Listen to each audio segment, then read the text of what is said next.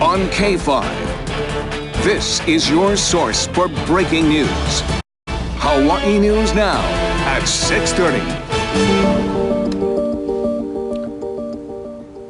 More than 2 months after Hawaii County Mayor Harry Kim was put in charge of solving the TMT stalemate, today he released his first major proposal. It includes a pledge from UH to give up sole management of the mountain if the telescope is built. Ashley Nagaoka has our top story. Under Mayor Kim's proposal, the management of Mauna Kea will be restructured, and there's also a pledge from the state to build more homes for Hawaiians on DHHL lands. One leader of the TMT opponents read through the document and says it's clear they're still not being heard.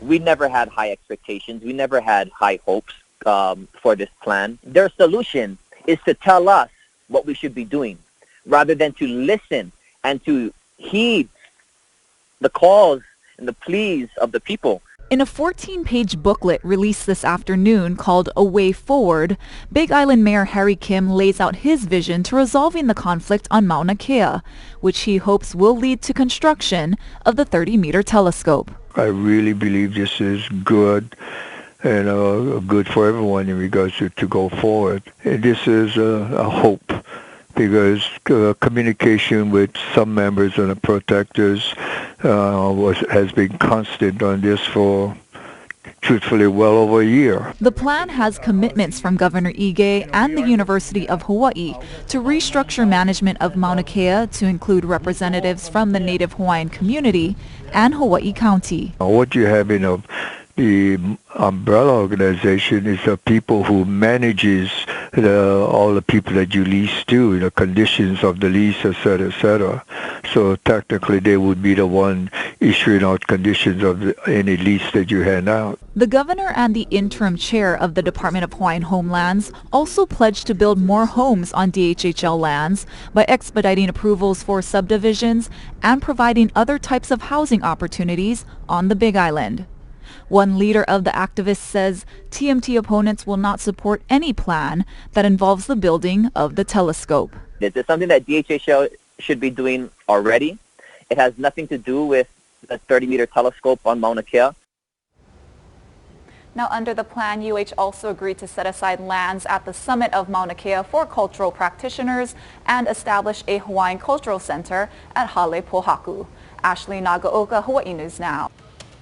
Thank you, Ash. The city and state have approved permits for an Aloha Aina March in Waikiki this Saturday in support of the TMT protest on Mauna Kea. Organizers say they expect about 10,000 participants. The march begins at 2 p.m. on Ala Moana Boulevard at Kamakee Street and then goes down Kalakaua Avenue and ends at Queen Kapi'olani Park. Roads are expected to reopen at about 5:30. The discovery of an artifact at the controversial Sherwoods Park development spurred an archaeological inspection today. Police, archaeologists with the state's Historic Preservation Division, project archaeologists hired by the city, and the leader of Save Our Sherwoods came to the redevelopment site this afternoon. SOS members released this photo to Hawaii News Now of the artifact in question. SOS members believe the stone tool could be made from basalt rock that's not from the area. The state wouldn't comment, and the city says the project is still moving forward. I had a brief conversation with them, and then they said that they'll go back to the office and figure it out and then release a recommendation. There is no EV in the place of the park, period. There is EV in Sherwood Forest, but not at the site. I don't know how many times you have to repeat it over and over. Project supporters say Mayor Caldwell made a compromise by only moving forward with the $1.43 million Phase 1 of the project, which calls for a multi-purpose field, playground, and 11-stall parking lot, and that it went through the necessary approvals. Catherine Kealoha is offering to plead guilty to financial and drug crimes, but there's a catch. Her attorney says in return she wants her husband, former police chief Louis Kealoha, to be dropped from their upcoming bank fraud trial. This is Kealoha's counteroffer to federal prosecutors who've been working to reach a plea deal. The couple has already been convicted of conspiracy and obstruction in the mailbox theft case. A former Maui bookkeeper who embezzled more than $1.3 million from a plant nursery apologized today in federal court. A judge sentenced Thelma Pasqua Suyat to 3 years and 7 months in prison, followed by 3 years of supervised release. She must also pay nearly $1.2 million in restitution. In a deal with prosecutors, she pleaded guilty to wire fraud for using funds from Kihana Nursery in Kihei for home mortgage and credit card payments. From across the islands on K5, this is your source for breaking news. Hawaii News Now at 9. First at 9, the future site of a controversial Waimanalo development gets a second look. Archaeologists visited the area after an artifact was discovered over the weekend at Sherwood's Forest. As our Mahealani Richardson reports, it wasn't EV or human remains, but it's causing many to take a closer look as the debate over the project continues. Police, archaeologists with the state's Historic Preservation Division, SHPD, project archaeologists hired by the city, and the leader of Save Our Sherwoods inspected the redevelopment site this afternoon. With notes in hand, they walked around to get a closer look.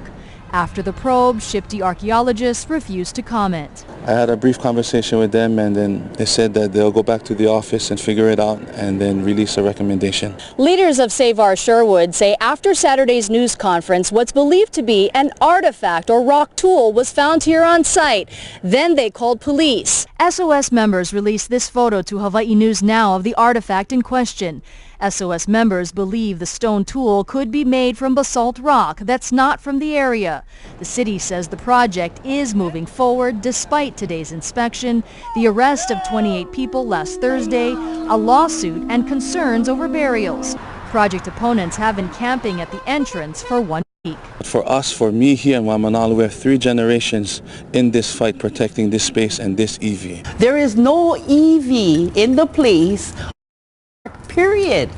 There is EV in Sherwood Forest, but not at the site. I don't know how many times you have to repeat it over and over. Project supporters say Mayor Caldwell made a compromise by only moving forward with the $1.43 million Phase 1 of the project, which calls for a multi-purpose field, playground, and 11-stall parking lot, and that it went through all the necessary approvals. There's a group of us that support the plan. We believe that the children deserve a place to play. Mahealani Richardson, Hawaii News Now.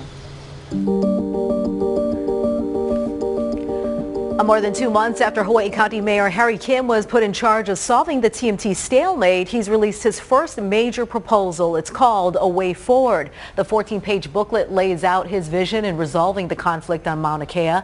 Activists are rejecting it because a telescope would still be built on Mauna Kea.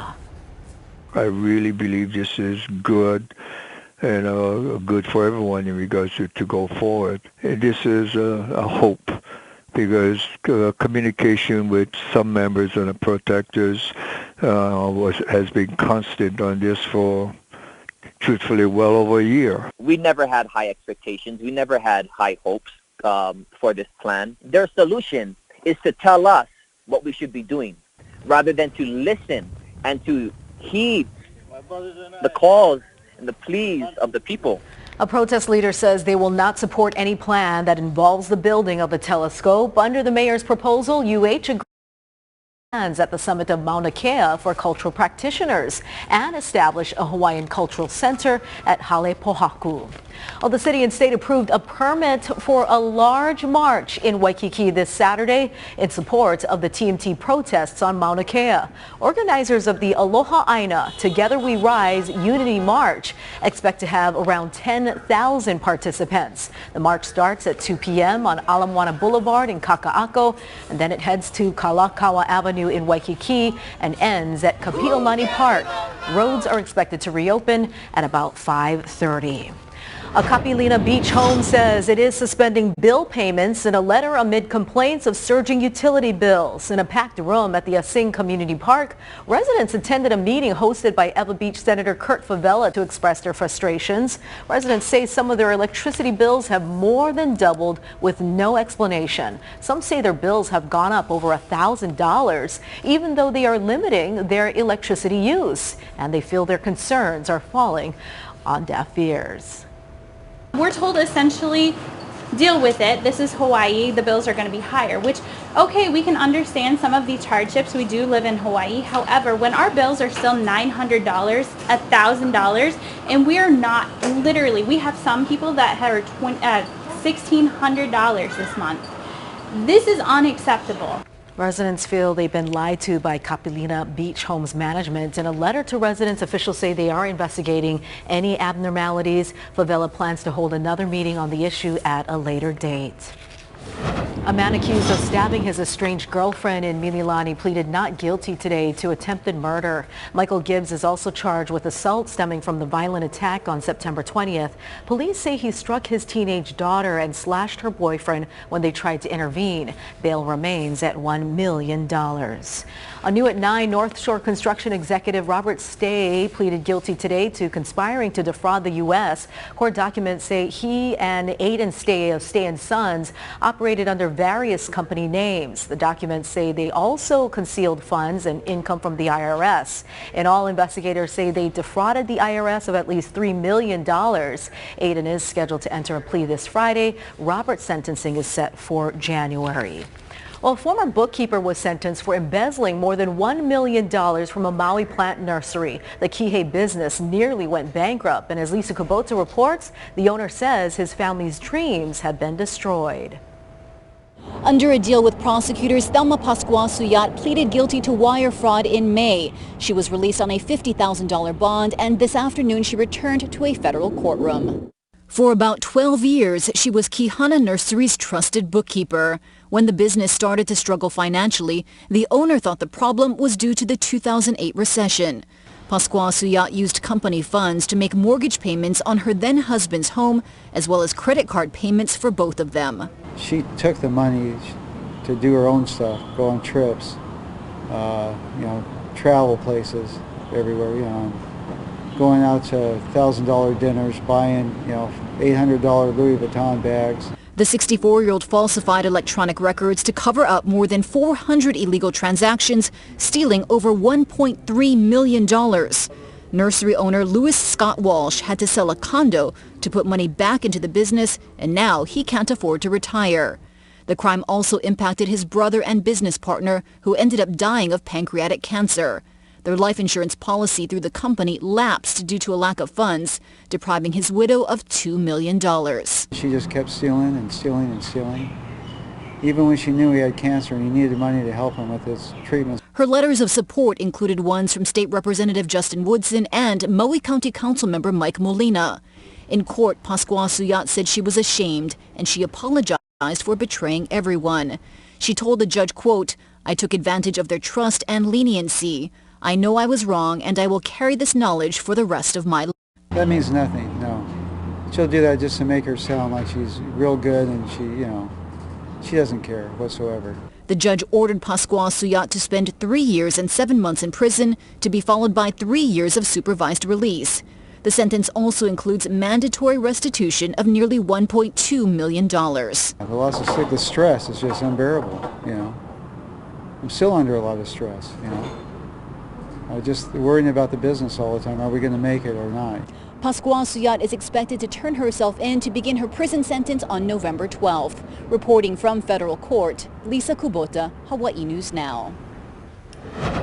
On the Garden Isle, police say threats of school violence at 2 campuses were not credible. Waimea High School closed early today after an alleged bomb threat, and Kauai High went on lockdown after a gun threat. Authorities said the threats were not related. The FBI is also investigating. Both schools are scheduled to reopen tomorrow.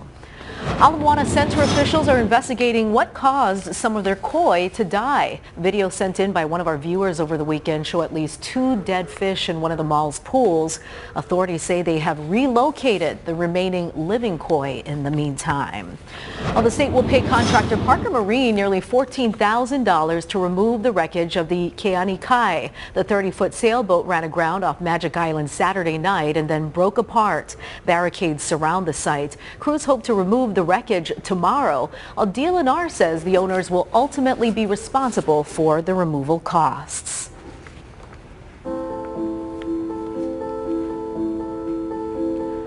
For the first time tonight, the lieutenant governor is officially coming out against homeless sweeps. Instead of the constant shuffle, Josh Green is working with a local nonprofit that's volunteered to create master plan communities for the homeless. Allison Blair has a preview of a story she's working on for the news at 10 o'clock tonight. Allison. Stephanie, the concept is modeled after Community First Village in Austin, Texas, built for addicts and people suffering from mental illness, all of whom spent years living on the street. Take a look. More than just tiny houses, it's a place where residents can find help getting off drugs. Everyone pays rent, and many have jobs right on site. It's got its own market, an outdoor cinema, even a car care center.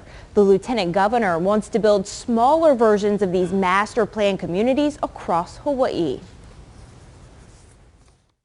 What we saw at Community First was that by putting together small houses in a community, people felt a sense of belonging, and it's much better than sweeps. Sweeps don't work ultimately because that disrupts people's lives. There's more crime. It's not a solution unto itself. To make the idea a reality, Green has forged a partnership with Homemade Hawaii. The local nonprofit specializes in creating housing for the homeless. This marks the first time the agency's ever teamed up with government on a project. Coming up tonight at 10, I'll tell you about potential sites where pre-development is underway and how much a project like this will cost. Allison Blair, Hawaii News Now. Thank you very much, Allison. To weather now, and now that it's fall, it's getting darker earlier and faster. Just take a look at this gorgeous sunset from Haleakala on Maui. Today the sun set at about 6:20 p.m. But the big weather story today, our trade winds are back, Ben. Good news, finally. Longer than they did last time. The firm trade winds are blowing around the state. Sustained winds